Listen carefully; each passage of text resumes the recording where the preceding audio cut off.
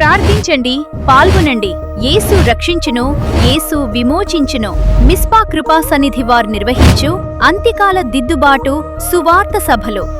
తేదీలు 2026 ఏప్రిల్ 27, 28, 29 తేదీలలో అనగా సోమ, మంగళ, బుధవారంలలో ప్రతిరోజు సాయంత్రం 6 గంటలకు. గమనిక: 28వ తేదీన ఉదయం 10 గంటలకు కుటుంబ ఆశీర్వాద కూడిక జరుగును. స్థలం: మిస్పా కృపా సన్నిధి మందిర ఆవరణమందు, బోయకాలని, లింగన్గుంట్ల, నరసరావుపేట.